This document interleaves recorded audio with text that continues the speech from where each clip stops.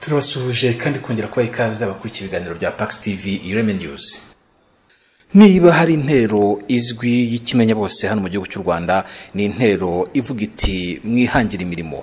Kwihangira imirimo ni ijambo ryagiye rigarukwaho n'umuhamagaro wakozwe n'inzego zose kuva ku mutware w'ikirenga kumanuka kugera ku nzego z'ibanze izi zo hasi. Kwihangira imirimo iyo bavuga bati mukura amaboko mu mifuka mukore, ni muhere kuri bike mufite, kuri bito mufite muzamuke, ni umuhamagaro uri hose mu gihugu, ni intero ifite inyikirizo impande zose. Si yo yonyine, niba twayita umukenyero ufite n'umwitero wawo witwa Made in Rwanda. Made in Rwanda cyangwa se ibintu byakorewe mu Rwanda, nayo nindi ntero ifite inyikirizo ya bose, aho babwirwa ngo aho kugira ngo muteze gusa imbere iby'ahandi no mu gihugu imbere ibyawe bibasha gutezwa imbere, mugakoresha ibyo mufite hafi, mukabikoramo ibihangano binyuranye, mukabasha guhanga ibishya bibasha kujya ku isoko haba mu gihugu imbere ndetse no hanze yarwo. Umugabo turi kumwe ni umushakashatsi mu rwego rwo kuba yarihangiye umurimo ahereye ku bikorerwa mu Rwanda, afashe ibyatsi, ibishikashike, ibigorigori n'ibindi binyuranye, akavangamo n'utundi tuntu mu buryo bwe bwa gihanga aza kujya dusobanuriraho, akakuramo imbaho zikomeye cyane. Nimvuga zikomeye si amakabya nkuru, wenda ntabwo amashusho abasha kubyekana 100% uko mubyifuza, ariko akaba yarabashije guhangamo imbaho zibasha kwifashishwa n'ahakeneye kubaka bikomeye. Imbaho zibasha gukoreshwa mu gihe hari nk'inkuta zitandukanywa kwa kundi mu nzu umuntu abasha gutandukanya ibyumba adashyizemo inkuta z'amatafari n'amabuye, ndavuga nk'aho bakorera, cyangwa se izakurwamo ibitanda, ibibaho, utubati, intebe n'ibyinshi ndetse n'imitako rugeretse. Aradusuye, aratuganiriza, dutungurwa no kubona yarakoze ibishoboka byose ngo asabe inkunga muri aba bakangurira urubyiruko, bakangurira abanyarwanda kwihangira imirimo, ariko akaba ataratezwa amatwi. Arongera twereka uburyo ibyo bishikashiki, ibyo byatsi, ibyo bintu bidafite agaciro bibasha kubyazwa umusaruro, ababijugunya bakabasha kugira icyo binjiza, nabo bakabasha kubona ibikoresho hafi, kandi akagira uko ateza imbere igihugu atarangwa ibikoresho imahanga. Ariko iyo Made in Rwanda nayo ateza imbere ikaba yarabuze uyitera inkunga. Sobanura ikintu kimwe, ku ruhande rw'avuga ati singa ya leta, nta nubwo nje guteza ubwega, ahubwo ndasaba kwibukwa, ndasaba gutekerezwaho, ndasaba guterwa inkunga kugira ngo ibikorwa byanjye bitere imbere. Hatagira umwumva mu murongo atarimo, ntabwo ari umurongo wo kugaya. Arasaba guterwa inkunga, arasaba gutezwa imbere kugira ngo ibyarimo mu bugenzuzi bwakorwa n'inzego zifite ububasha, dore ko ibyakozwe mbere byashimwe, abashe gutezwa imbere n'abateza igihugu imbere, ateza imbere n'umuryango. Karibu ni kuri Pax TV Ireme News, dukuri iki kiganiro mu buryo burambuye.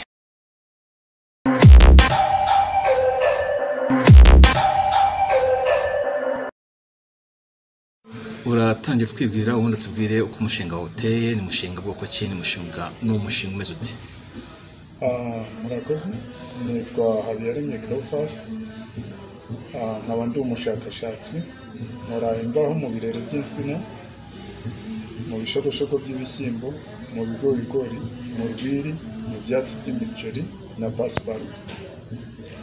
Nkaba narakoze ubu bushakashatsi ngamije kurengera ibidukikije, aho mu Rwanda hose cyangwa no ku isi yose haboneka imbaho ari uko hatemwe igiti. Hanyuma noneho ngewe nkaba narakoze ubu bushakashatsi kugira ngo tubone imbaho tutatemye igiti, nta biti byatemwe. None ko ibintu uvuze ukoramo ibishogoshogo, ibyatsi na pasiparumu, utuntu twose wagiye uvuga ko ari utuntu tworoshye cyane. Ni gute tuvamo urubaho rukomeye? Havamo urubaho rukomeye kubera yuko ngewe mfata bya byatsi nkabisya bigahinduka nk'akawunga cyangwa se nk'ifu y'amasaka n'ayandi mafu yose asanzwe. Hanyuma iyo ndangije fata plastique, imiheha, amacupa, amashashi, intebe za plastique zashaje n'ibindi bikoresho bikomoka kuri plastique, nkabishongesha. Narangiza kubishongesha nkafata wa mushongi uvuye muri plastique nkavanga na yafu, hanyuma ngashyira mu mashini igakompagita, bigahita bihinduka urubaho nk'uru nguru. Urwo rubaho sa nuko bitahe nuza numve niba none se kugira ngo urubaho rube rukomeye gutyo kandi ibyo wambwiye uvangamo bya plastique ntabyo ndi kubonamo, mbona ari nk'urubaho rusanzwe rwavuye mu ruganda. Plastique zirimo heni n'amashashi ni utucupa tw'amazi, ni plastique bwoko ki? Okay, hano haba harimo plastique zitandukanye. Hari amashashi, hari amacupa, hari imiheha, kuri buri kimwe.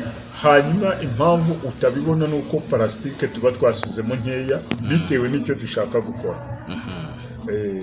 Gukomera kw'ikibaho kwawe guterwa n'ubwoko bw'ibyatsi cyane ubwoko bwa plastique? Biterwa n'ubwoko bwa plastique, ariko biterwa nanone no gukompagita kw'imashini, kuko mfite ubungubu mfite imashini nini yo mu bwoko bwa hydraulic machine. Izo mashini ni izo ugura, ni izo wikorera, bimeze biti? Natangiye ngewe nikorera imashini mu buryo bwo zikoresha intoki. Hanyuma noneho nza kujya mu marushanwa ya ORCF. ORCF rero kujya muri ORCF yakoreraga mu turere tune mu Rwanda. Hanyuma mu ntara y'Iburasirazuba yakoreraga mu karere ka Nyagatare. Hanyuma nibwo naje gutsinda amarushanwa, badutera inkunga ya miliyoni 40. Hanyuma muri miliyoni 40 ngewe uruhare rwanjye, kuko ORCF yafataga kampani ebyiri cyangwa eshatu. Hanyuma noneho mu ruhare rwanjye ngewe nabonye miliyoni 13, nguramo imashini ifite agaciro ka miliyoni 12,985. Bivuga ko wasigaranye mu 15 byonyine? Nasigaranye mu 15 byonyine. Hanyuma noneho ubungubu niyo imfasha gukora imbaho muri ubu buryo. Iyo mashini wayiguze mu kihe gihugu? Iyo mashini nayiguze mu gihugu cy'Ubutaliyani. Wagiye kuyirambagizayo, warasomye, waratumiza, wabigenje uti? Okay, narasomye ndatumiza, ariko hari n'umuzungu ukorera nawo wo mu Butaliyani, niwe nayitumye hanyuma arayizana. Kuva watangira umushinga wawe wavuze ko uvuze ko amarushanwa mwatsinze ya OCF, nta nubwo wasobanuye OCF icyo ari cyo, uvuze ko watsindiye Nyagatare. Ko cyari Nyagatare? Natsindiye Nyagatare kuko uwo mushinga ni umushinga w'Ababiligi ukora mu bijyanye n'iterambere. Mbese utoranya imishinga myiza mu gihugu. Mu Rwanda yakoreraga mu turere tune, muri buri ntara igatoranyamo akarere kamwe. Kuki wowe mu karere wafashe Nyagatare? Nafashe mu karere ka Nyagatare kubera ko hariho umushinga wakoreraga mu ntara y'Iburasirazuba. Bivuga ko nawe ukomoka cyangwa utuye mu Burasirazuba? Ntuye mu Burasirazuba, mu karere ka Kayonza, nyine mu ntara y'Iburasirazuba. Ariko kubera ko icyo gihe ORCF yasabaga ubufatanye n'andi makampani, tukifatanya turi amakampani 2 cyangwa 3. Ni muri urwo rwego nanjye nifatanyije na koperative yari iri mu karere ka Nyagatare n'indi yari iri mu karere ka Kayonza. mu rwego rwo gukora twunganirana. none ibyo ukora ubusanzwe ese ni uruganda, ni ibintu ukora ku giti cyawe nk'umuntu ukwe cyangwa hari abo mufatanije? Ni uruganda kandi ni kampani. Ni kampani yanjye yitwa Atelier Umuvangazo Limited. Dukomeza rero, ubwo bushakashatsi wakoze, izi mbaho watweretse wagiye uvumbura, n'imbaho bigaragara ko zikomeye cyane, nkurikije nk'urunguru mfite mu biganza, urebye epeseri yarwo, epeseri ukora ubundi ni kangahe? Ubundi nkora epeseri zitandukanye. Mu gukora epeseri zitandukanye biba bitewe n'icyo ushaka gukora. Niba ugiye gukora imeza, urakora paseri wenda ya 1 n'igice, bitewe n'uko ugiye gukora imeza. Nujya gukora igitanda urakora epeseri ya 3. Nujya gukora urugi urakora paseri ya 4, bitewe n'icyo ugiye gukora wongera epeseri. Ibyo byose ubipima mbere yuko ushyira mu mashini i-contractor. Iyo turebye urubaho nk'urw'aya meza twicayeho, kugira ngo urukore bigusaba iki?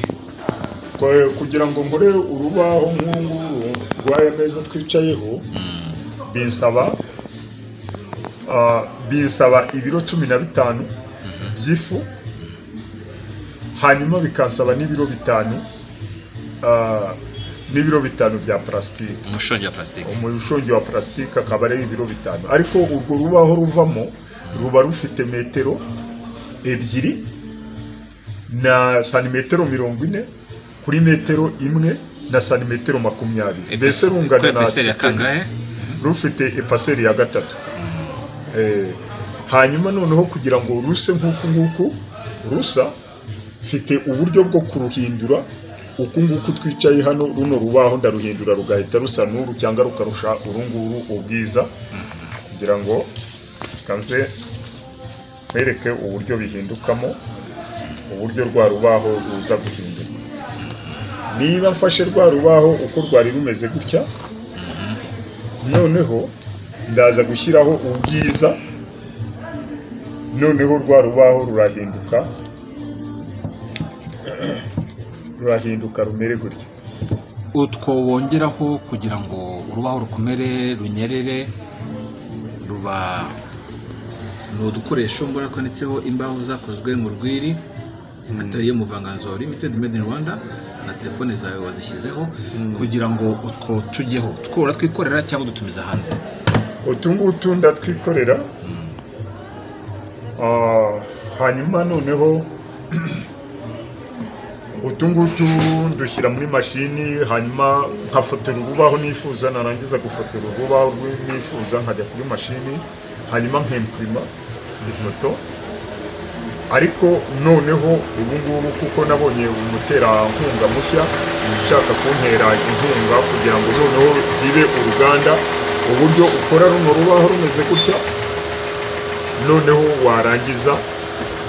warangiza ukarucisha mu mashini igashyiraho ubwiza utagombye komekaho aka kantu.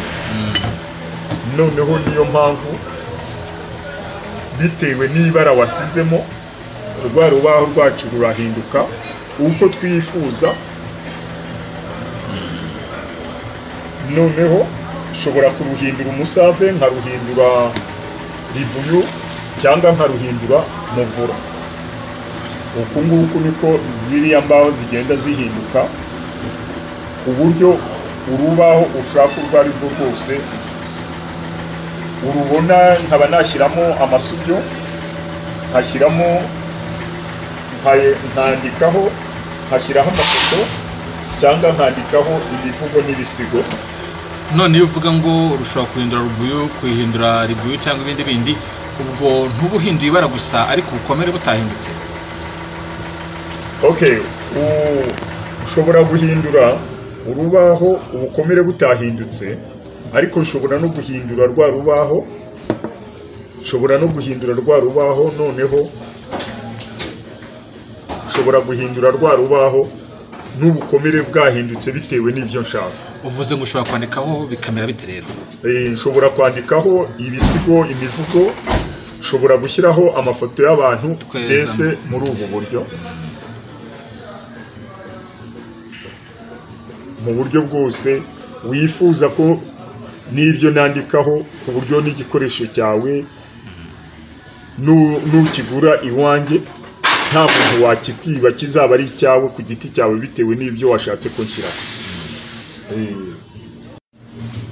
Habiyaremye Cleophas, umaze kudusobanurira iby'umushinga wawe n'uko watangiye n'ibyo ukora, wanatweretse ibikoresho binyuranye by'imbaho ukora, wavuze ko ukora mu byatsi, mu bishikashike, mu bigorigori n'ibindi binyuranye.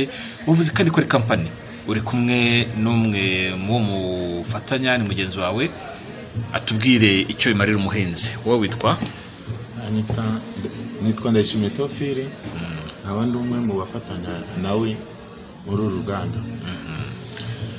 Iki gitekerezo tukimara kukigira, twatekereje ukuntu umuturage yatera imbere, agatera imbere mu buryo bw'amafaranga, akagira n'imizamukire. Umuturage yarahingaga, yarangiza ibisigazwa byavanye kuri ya myaka byarenza bigapfa ubusa. Ariko twebwe tuza kugira igitekerezo cy'ukuntu umuturage noneho bya bisigazwa noneho yatangira akabibyazamo umusaruro. Umusaruro rero twabonye yuko ibisigazwa by'ibigorigori, ibisigazwa imitumba y'insina, ibisigazwa by'ibishyimbo n'ibindi bisigazwa by'ibyatsi byose byaboneka yuko wabizana ku ruganda twenza tukabikugurira, kandi tukakigurira ku biciro byiza bishimishije. Nk'ubu ngubu ufashe wejeje ibiro 100 by'ibigori, waba ufite nk'ibiro nka toni y'ibigorigori. Iyo toni y'ibigorigori twabonye yuko yazaza ikiro cy'ibigorigori twazaza tukigura ku mafaranga 30. Ni ukuvuga ngo igihe umuturage yagurishaga ibigori kugira ngo akunde atere imbere, noneho hazaza agurisha bya bisigazwa by'imyaka kugira ngo n'ubundi azamuke. Hanyuma ugereranije ibiri 100 by'ibigori n'ibiri 100 by'ibigorigori, ikirimo amafaranga menshi ni ikihe? Dushyire mu mibare uhere ku biciro biri ku isoko ubu ngubu. Ni weza ibigori ibiro 100, uzaba ufite wenda urugero nk'ibigorigori bipima toni. Nitujya kubikugurira ku isoko, tuzaza tukigura amafaranga 30. Nitukigura amafaranga 30, ni ukuvuga ngo kubera ko wejeje nk'ubu ngubu ikiro cy'ibigori kigura amafaranga 2 yo cyeze. Twego nitukigurira amafaranga 30, ntabwo uzaba ukeneye kugurisha bya bigori, ahubwo bya bigori uzabihunika, ahubwo ugurisha bya ibigorigori biba ari byo bituma wazamuka mu bihingire bwawe. Ariko ntabwo ari ibigorigori gusa twazaza dukoresha, hari ibyo bita ibishogoshogo biba byavuye mu bishimbo. Tarakomeza ibigorigori, toni imwe y'ibigorigori mu mafaranga 30, ubwo ni ibihumbi 300. Amafaranga 30 kuri toni ni igihumbi, ubwo ni ibihumbi 30.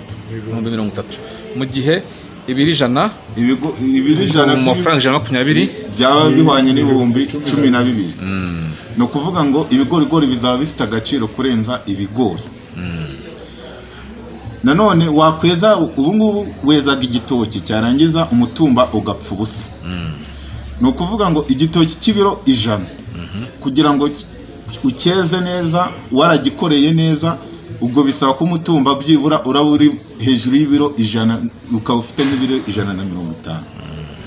Ikiro cy'igitoki cyaguraga amafaranga 125 iyo cyeze ku isoko iyo wagiye kugihaha. Ariko no kuvuga ngo nuzana wa mutumba tukawukugurira ku 5, tukawukugurira kuri 30 ku kiro, ufite ibiro 150 muri wa mutumba, no kuvuga ngo byanze bikunze uzatera imbere. Uri kumva yuko umuturage azaba arimo kugenda azamuka. Mufite uburyo bw'ubuhunikiro kugira ngo ibyo mufata ibigorigori, ibishikashike n'ibyo byose bidatera umwanda, ahubwo bikoreshwe neza? Uburyo bw'ubuhunikiro bwaboneka, kubera ko n'ugusya twarenza twabika yamafu, kandi nanone bikaba nanone byagabanya yuko ibiti byatimaga ku bidukikije, ku buryo ibiti byatemwaga ku buryo byagabanywa 90%. Urareba ko igihugu cyacu cy'u Rwanda gifite ikibazo igihugu cyacu cy'u Rwanda kirimo kugenda kirushaho kuba ubutayu. Ibyo bigori dutangira kubikoresha n'ibyo byatsi ibyo byatsi byose n'ibyo bisigazwa ibyiti by'u Rwanda nuko bitazongera gutemwa, ahubwo abantu tukabashishikariza kwitabira mu gukoresha bya bisigazwa by'ibigori kugira ngo igihugu cyacu kireke kuba ubutayu. Urakoze ku isobanuro duhaye. Tugaruke kuri Habiyaremye, wagiye utubwira iby'umushinga wawe, ese bigeze he? Uwo mushinga uratera imbere kuva 2013 kugeza 2021, kuba uwo mushinga utaramenyekana ndetse turi mu marembo ya 2022. Kuki utaramenyekana? Kuki ibyo ukora bitaragera kure? Inzitizi zabaye zihe? Murakoze. Ngereranije n'ibyo nagombaga gukora kugira ngo umushinga utere imbere, ku giti cyanjye narabikoze. Umushinga wanjye nagiye muri za expo zitandukanye mugaragaza, kandi umushinga nanone nawugejeje ku nzego za leta zitandukanye, cyane cyane nandikiye Minisiteri y'Inganda n'Ubucuruzi mugezaho umushinga wanjye. Urawemera, dore ibaruwa ngiyi Minisiteri yandikiye BDF iyisaba yuko yampa imashini kugira ngo uruganda rukore, ariko kugeza na n'ubu BDF ntabwo yashoboye kumpa. Ntabwo yashoboye muri kangahe? Ni 2016. Akashi imyaka 5 utarabona igisubizo. Ntarabona igisubizo.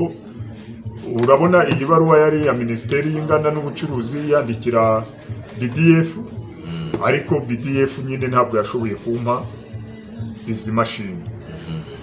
Hanyuma nari nashoboye nanone ko uyu mushinga ugomba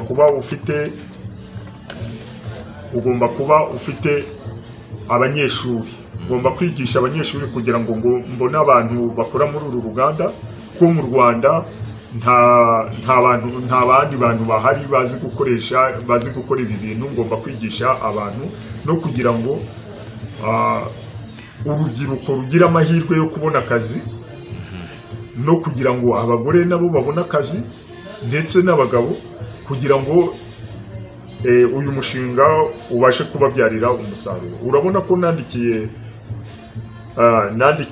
WDA nyisaba ko yamfasha kwigisha abantu.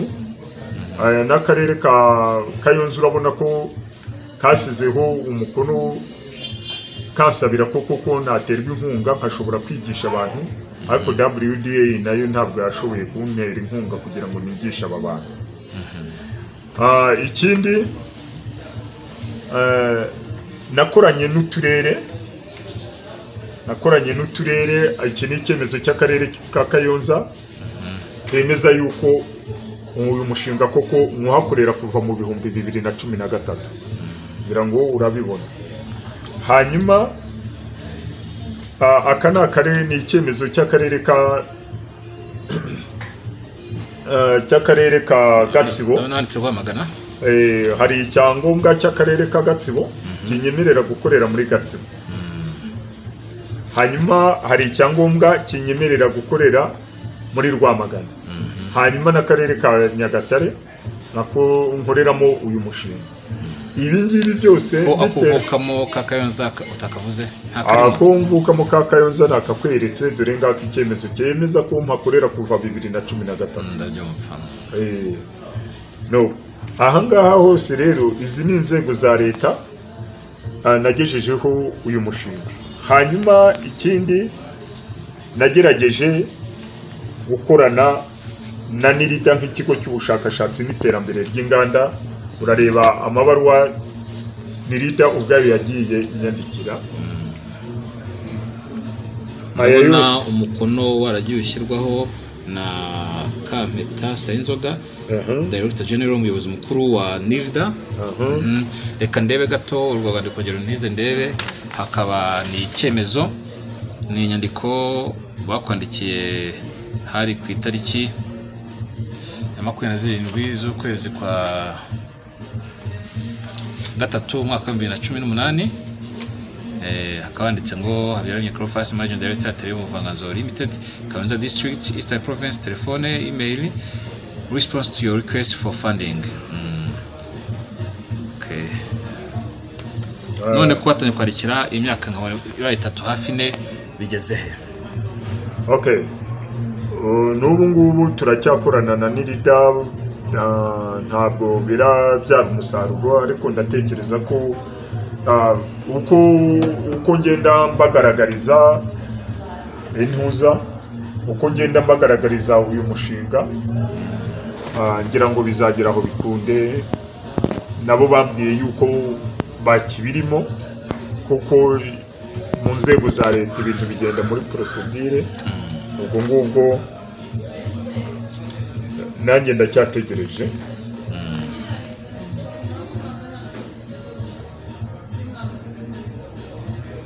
None icyifuzo cyawe ni iki rero nyuma y'ibi byose agiye gukora imyaka ibaye 8 igiye kugwa mu mwaka wa 9 ukora ubushakashatsi bukomeye, ukora ibikorwa bikomeye, warihangiye umurimo mu buryo bw'umwimerere, icyo wifuza ni iki?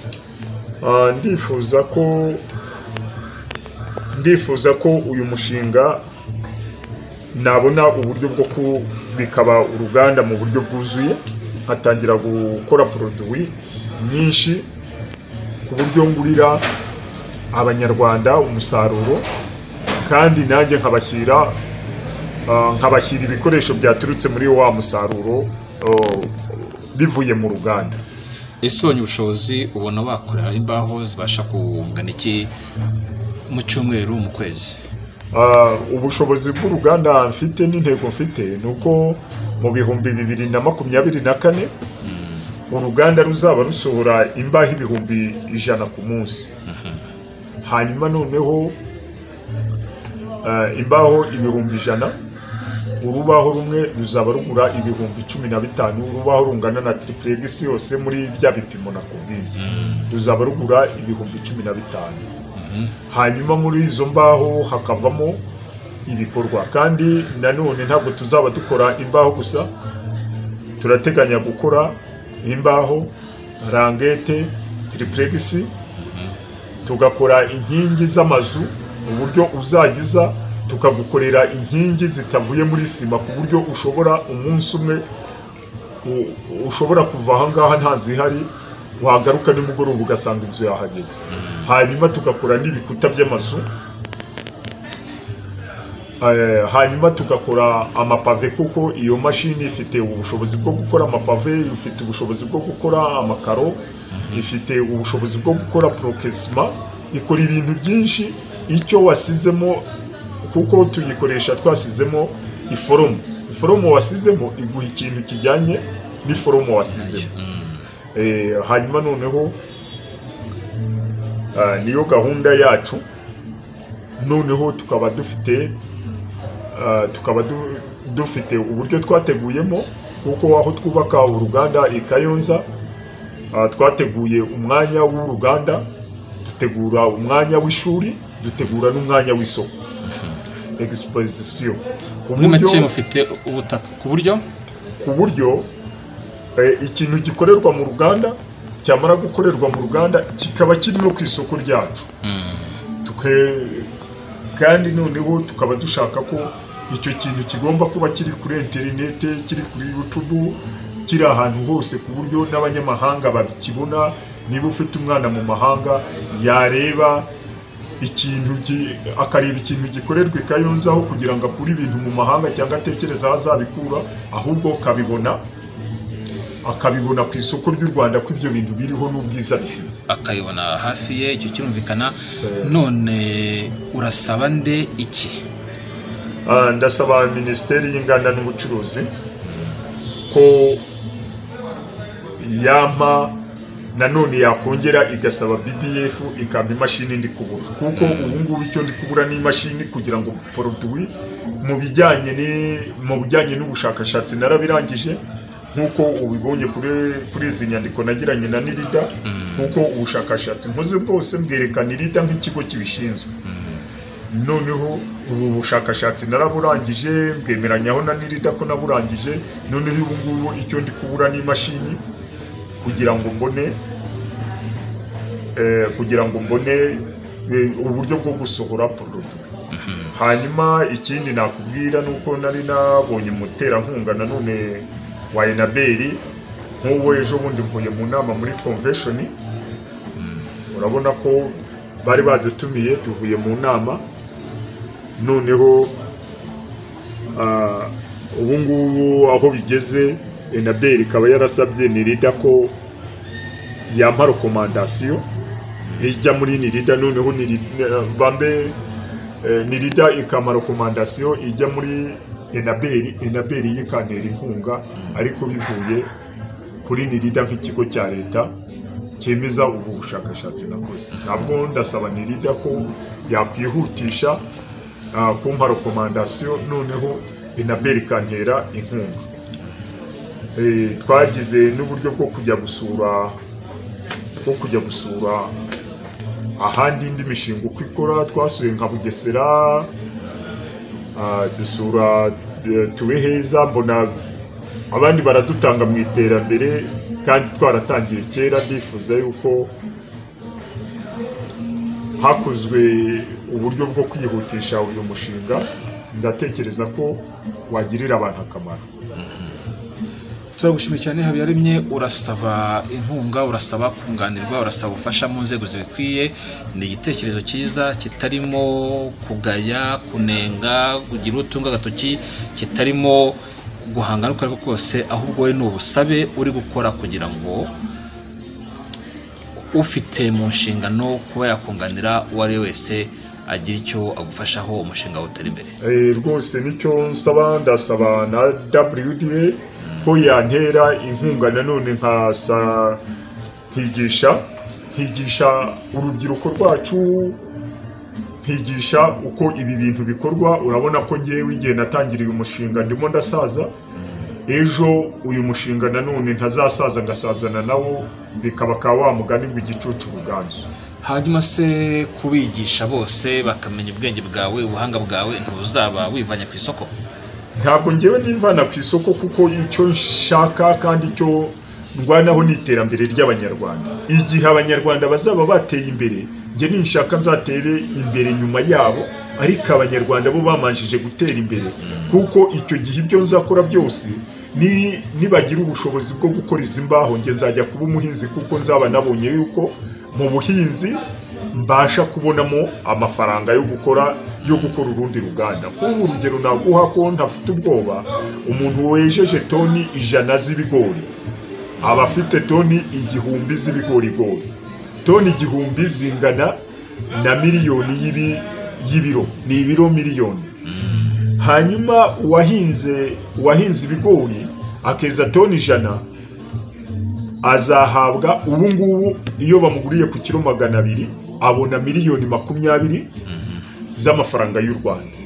Ariko uzagurisha ibigorigori ku kilo 30, kuko ibiro toni 1000 zingana n'ibiro miliyoni.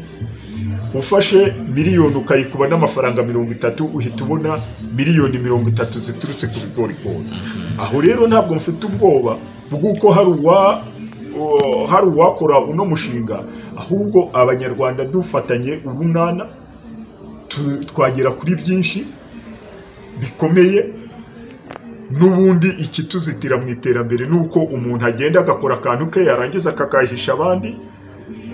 Ibyo rero byo guhisha abandi ni nabyo bituma abantu baguma mu bukene. Wakora n'ikintu runaka ukabura abakiriya, kuko niwe ukize mu gace wenyine. Turagushimiye cyane Habiyaremye ku bw'umushinga wawe, ku gitekerezo cyawe, kandi natwe tuzagutumikira ahashoboka kugira ngo umushinga wawe wumvikane, wumvwe, ababishoboye n'inzego zifitemo ububasha n'inshingano babe nibabibonera umwanya kandi bakabyemera, babe bagutera ingabo mu bitugu. Murakoze. Ikindi nanone nabibutsa nuko urabona ko ubu ngubu ngeze ku rwego rwo kwakira abantu ba kaminuza y'u Rwanda. Za kaminuza zirasaba, hanyuma nkigisha abanyeshuri uburyo bwo gukora ubushakashatsi. Noneho ubu ngubu ndasaba yuko za kaminuza zakwiyongera kohereza abanyeshuri bazo bakaza nkabaha ubushakashatsi, ibi bintu bikandikwa neza ku buryo abanyarwanda bazaba basigaye bazakoresha uyu mushinga nk'umushinga wabo, n'umushinga w'abanyarwanda. Urabona ko abanyamahanga bo bateye iyindi ntambwe. Urabona nk'uyu ni umushinga, nk'aya ni amahugurwa nakoresheje, nasabwe n'abasuwisi mu mushinga wabo bita Swiss Contact. Hanyuma mpugura abantu bo mu bihugu bitatu, u Rwanda, u Burundi na Kongo. Ntabwo nifuza ko rero uyu mushinga waguma mu Rwanda gusa, twakora dukorera mu Rwanda gusa, ahubwo ndifuza ko uyu mushinga wakwira ku isi yose, cyane cyane Afurika, kuko ibi bikoresho twabonaga nk'umwanda bifite muri Afurika birahari byinshi cyane, kandi twabikoresha tukabibyaza umusaruro, noneho natwe tukagira ibintu byinshi twohereza mu mahanga, bityo Afurika igatera imbere. Turagushimira cyane, urakoze kandi ukomeze guhirwa mu gitekerezo n'umushinga mwiza ufite. Murakoze, Imana ibahe umugisha.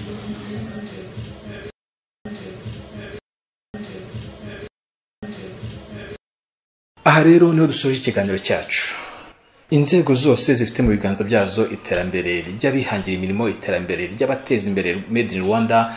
Murabona ko abafite ubushake bwo gutera imbere bihangiye imirimo badateze amaboko barahari kandi ni benshi, ariko bamwe muri bo cyangwa se benshi, ikibazo bafite n'amikoro, ikibazo bafite no kwegerwa, ikibazo bafite no guterwa inkunga. Uyu mugabo muri cyo mushinga we kimwe n'abandi nimubegere. Uyu we yaranabegereye, BDF yabagezeho, NIRDA yabagezeho, Minicom yabagezeho. Ese mwamwibuka? Ese mwakongera mukareba ko ibikorwa bye byakwaguka bigateza imbere n'abandi basumbyeho, bitari we wenyine? Erega gutera imbere kwe niko gutera imbere k'umuryango, niko gutera imbere kw'igihugu. Turabashimiye, mugira amahoro. Iyi ni Pax TV Ireme News. Jewe ndi Ntwari John Williams.